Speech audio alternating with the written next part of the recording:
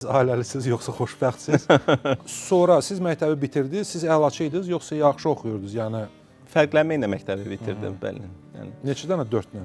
0 dənə 4-lə bitirdim, amma çox çətin oldu. Mən ilk 3 ili Azərbaycan bölməsinə keçəndən sonra rus məktəbində əlaçı deyildim, xaraşist idim də deyirdilər. 4-5 idi hamısı, amma Azərbaycan məktəbinə keçəndə bütün qiymətlərim ilk 3 ildə 3-lərə düşdüm. Çox çətin idi. Amma mən ilk 3 ili sinifdə hər hansı bir şey deyəndə, hər hansı bir hekayə danışanda bütün sinif mənə gülürdü.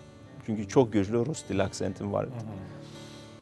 Bu sizə kompleks yaratmırdı? O çox maraqlıdır ki, mən onların acığına, mən bir çox həyatda bir çox şey kiminsə acığına daha üstünə getmişəm. Atamın acığına üstünə getmişəm ki, daha uğurlu olum, ondan sübut edim ki, daha yaxşı. Ola bildiniz. Ola bildim. Sinif yoldaşlarının acığına Azərbaycan dilini öyrəndiniz. Azərbaycan dilini öyrəndim, Və onlardan yaxşı oldum. fərqlənməklə bitirdiniz. Məktəbi də fərqlənməklə bitirdim. İndi də onlar baxırlar bu videolara, salamlar hamıya. Oradan çatdırıram ki... Sizi sevmirdilər uşaqlar? Yox, sevməmək söhbəti deyil. Yəni, real olaraq onlar üçün təəccüblü idi ki, birinci Rus sektorundan gəlibdir. Rus ləhcəsi ilə Azərbaycan dilində danışmaq biraz gülməlidir. Mən onları anlayıram, bir şey demirəm də. Uşaqdırlar da, fərqində deyirlər.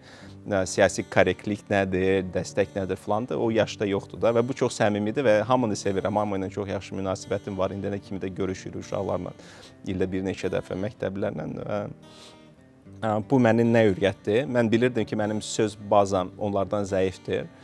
Lakin mən və bu məni çətin ideyaları sadələşdirməyə məcbur edirdi. Mən bunu məcburiyyətdən edirdim, nəinki bilərəkdən eləyirdim. Və sonda bu gələcəkdə mənə o iqtisadi dərsləri formalaşdıranda bu kömək oldu ki, mən necə çətin ideyaları götürüm, asan dillə keçirim və bunu asan dillə çatdıra bilim. Çünki bu mənim ilk olaraq zəifliyimdən başlayan bir məqam oldu. Sonra isə mənim güclü tərəfimə keçdi.